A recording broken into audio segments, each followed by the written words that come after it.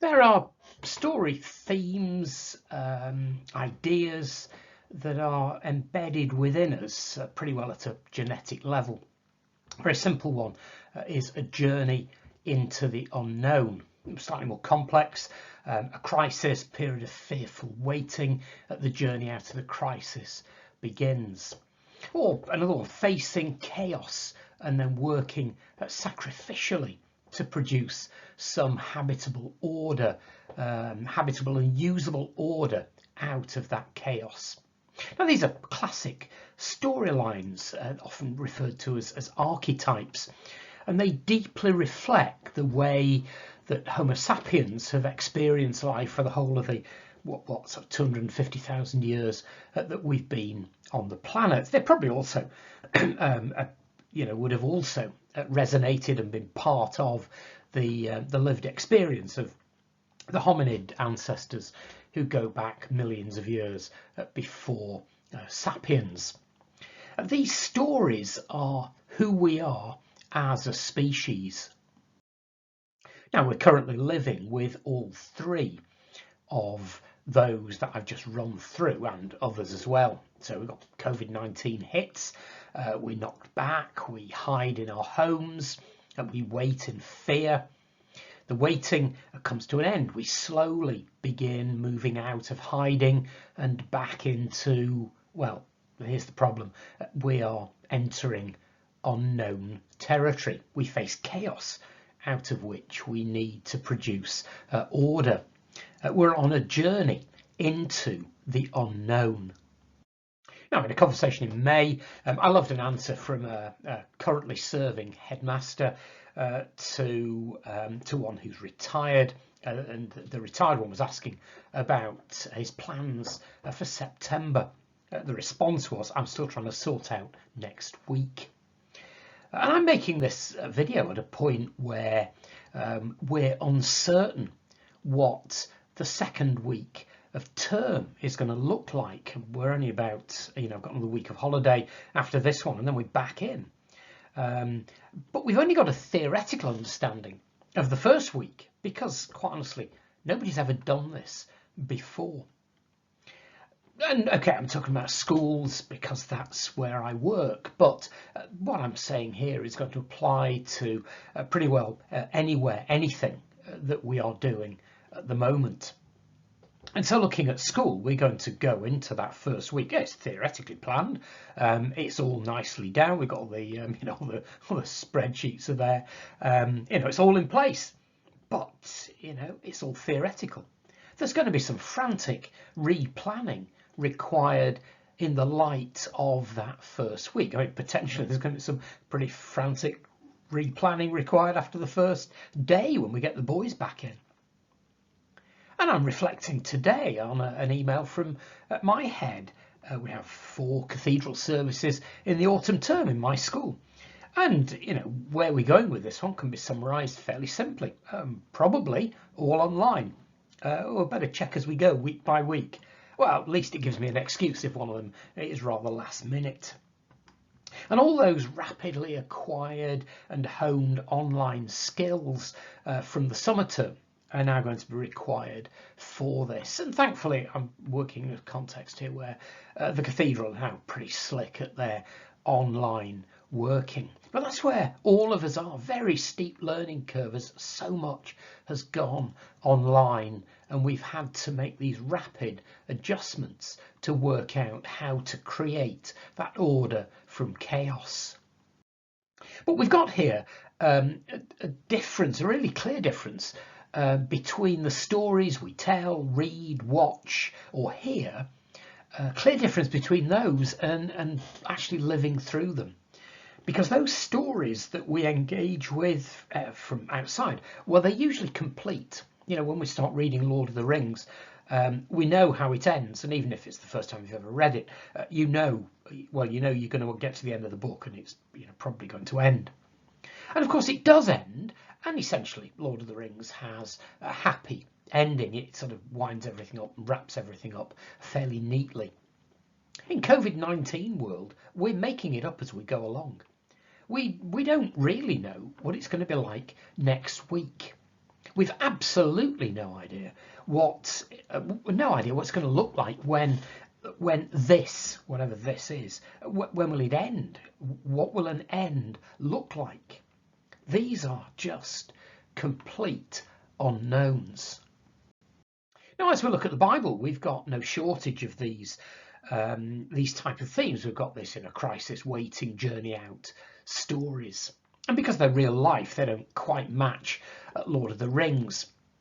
They do, however, more closely reflect what we experience.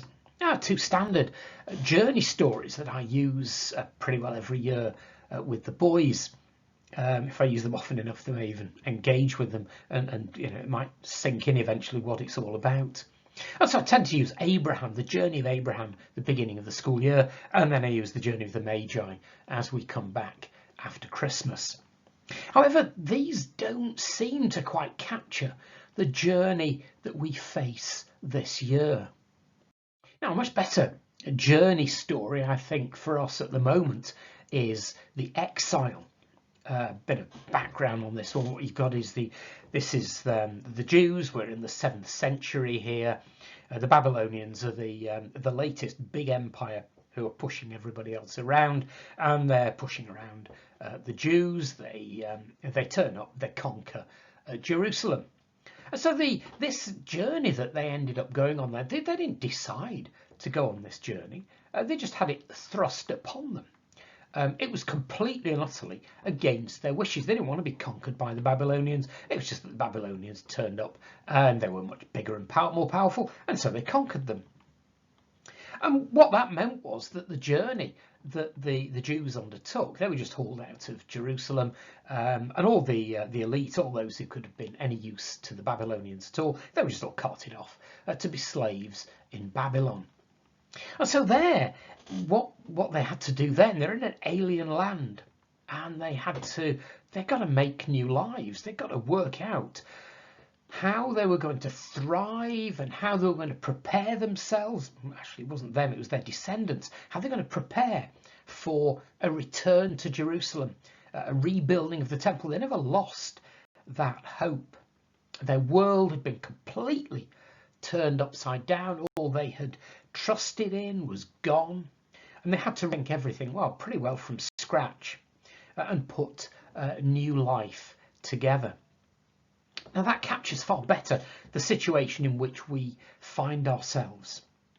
But here's an incredibly important aspect of that. It was during the exile that the Jews developed an understanding of God and an understanding of themselves, which forged them into the people who they are still today.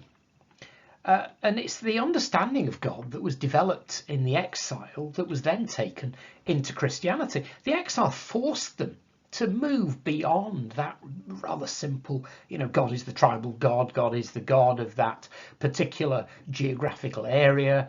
God is the God who will just sort of stand by them and look after them, whatever, and he will fight on their behalf and will always defeat the enemies. All that rather simplistic understanding just went because God was with them, but God was with them in the defeat, and God was with them in Babylon. So the exile forced the Jews to develop their thinking in ways which delivered truths that have lasted for millennia.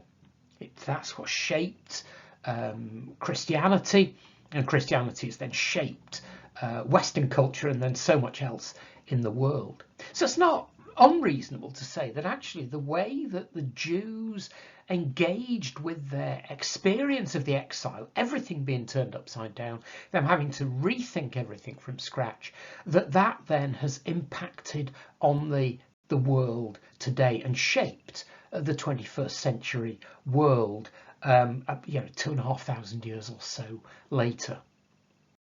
Now, as we go through this, let's do some stating the fairly obvious, really, and that's that journeys into the unknown, producing order from chaos, they're very rarely safe processes. Now we're confronted, again, back to schools, because that's what I'm mainly focused on. And there's this demand that schools be safe for pupils and staff.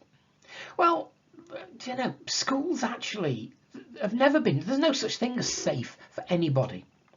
There never has been. And schools have never been safe in any absolute sense. I remember, aged about 10, my daughter managed to break her arm. Doing what? Well, going to a flute lesson in her extremely well-run prep school. And so what do? Do we ban flute lessons? Do we ensure all children are wearing suitable protective equipment when they leave the classroom to go to their instrumental lesson? Or do we simply write it off and say, well, that's what school children tend to do? Now, I'm sure we'd all like to return to the level of safe we had before COVID-19. Here's an incredibly important point. That may simply be impossible. And instead, we would do well to adjust our understanding of safe. Safety and comfort and satisfaction with life are all relative. I was always amazed at my grandfather's apparent satisfaction with his lot, because when I looked at him, and he lived in this unmodernised 2-bed terrace in Manchester, and they'd lived in that house since the 1930s. But I thought, dear me, that's a rather low standard of living. But as I got older, I realised that a man who went to work in a mill, aged about 13, he was involved in the Battle of Passchendaele. He brought up 2 daughters during the Depression. He was an air raid warden during the Manchester Blitz. And I thought, you know what? He's got a radically different understanding of safe and comfort and satisfaction with life that I have. Now, I'm guessing as we go through the autumn term in schools, and this is going to reflect where lots of other people have been and are likely to continue to be, really since COVID-19 hit. And so what are we going to be doing? Well, we're going to be consolidating those skills we developed during the summer term of putting plans together in 24 hours, implementing them, starting to tweak them to improve, and then scrapping them to put in place another set of plans which have had 24 hours to be thought through, to implement them, and then repeat. This is incredibly difficult for the "this is the way we've always done things" cohort.